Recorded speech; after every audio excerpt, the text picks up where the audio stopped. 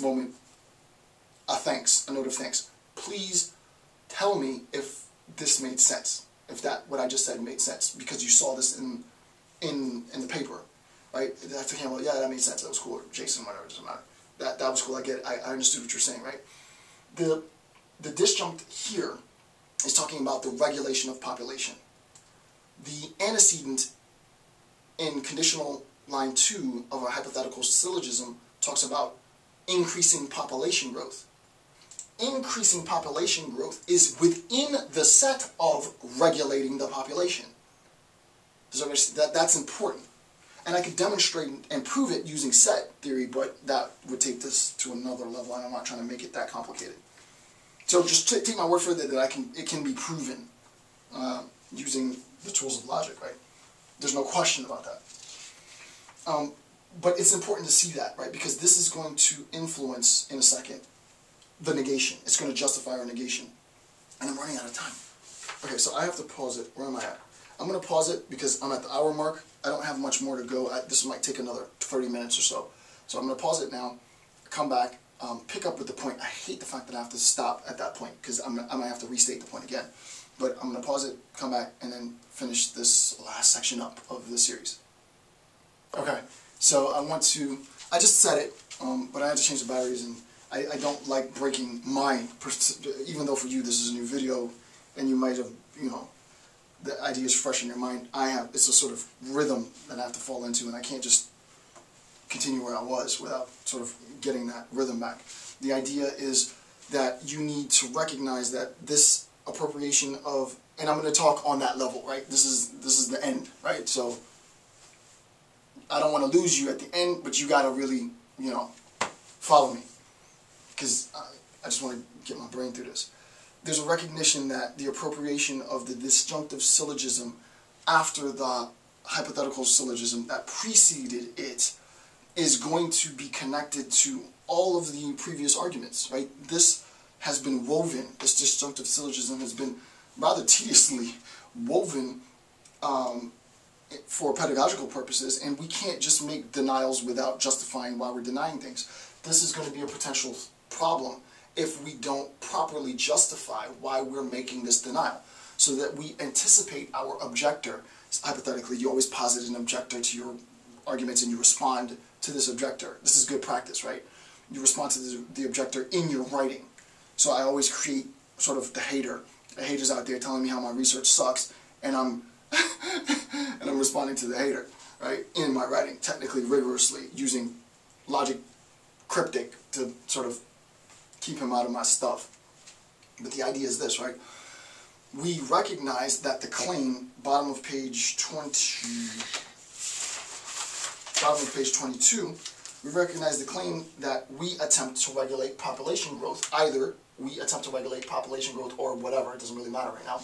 But the idea of regulating population growth is a means of controlling the existing population. Increasing the population growth to do things that would allow population growth to increase is a subset of regulating population growth. Any factors that would propagate birth rate, for example, that are introduced into the population is immediately a smaller set than the regulation of population growth, right? Regulation of the population growth, because you can regulate it by suppressing it and making it maintain. You can exterminate people, you can increase it, you can do a lot of stuff, right? So, I mean, that conceptually should be obvious. Why is that important? Because this talks about the regulation, this disjunct talks about the regulation of population growth, which is larger set than increasing population growth. Increased population growth may lead to, right, if you increase population growth, then water contamination also increases. We got this from line 2 of our hypothetical syllogism previously. We now see that there is a direct connection between these two claims. This connection, you need to go into a whole new you need to go in a different type of logic, a different type of math. In order to justify this connection, it would be set. You would have to justify it based on set theory. It would be elements and members within the set of things being regulated, population regulation.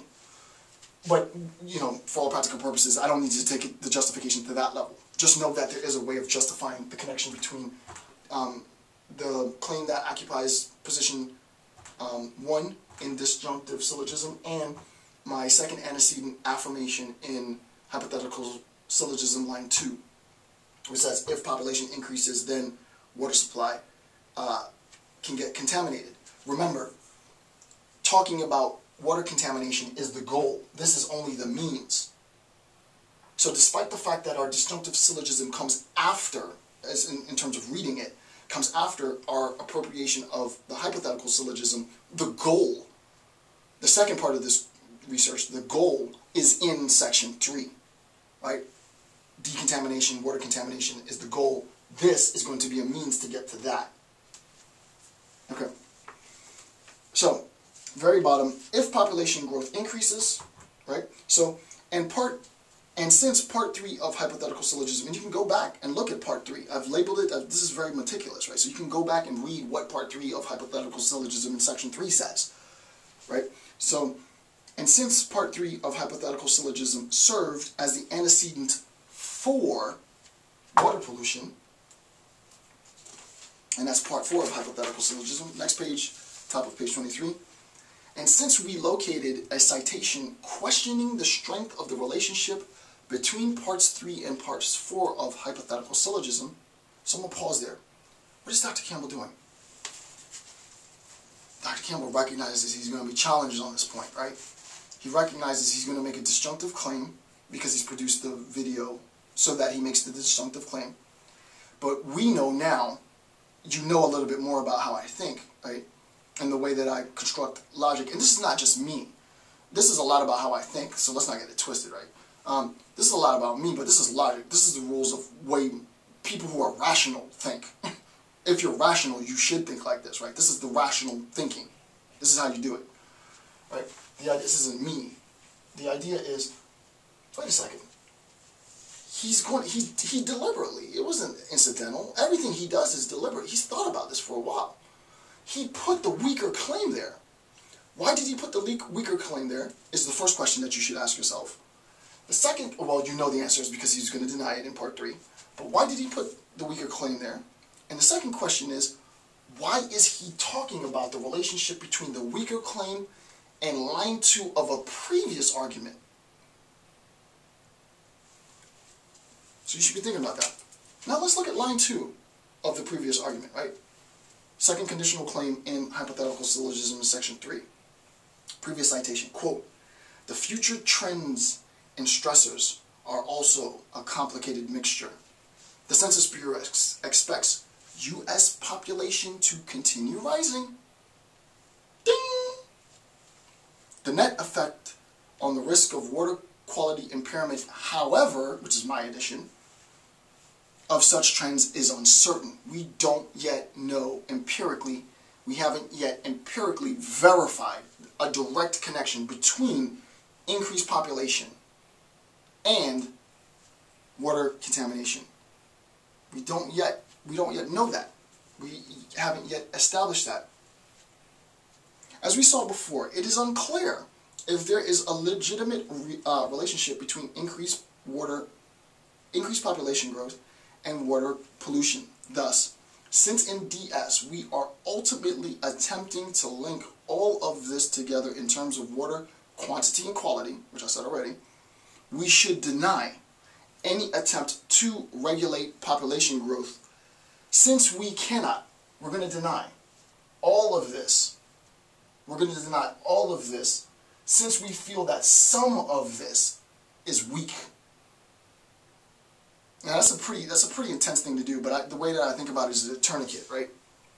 If you got gangrene in your fingers or you got gangrene in your feet, and you recognize that systemically wholly, that a part of your body is jeopardized by this contagion that's introduced itself into your body, it would behoove you to get that damn tourniquet and get on whatever you need to get and chop that damn foot off. Because if you don't, it threatens the vulnerability here. The fact that there hasn't been a verification here jeopardizes the entire attempt to regulate. If what you're saying is, well, I'm going to regulate because I recognize, well, there's potential, possibly, increase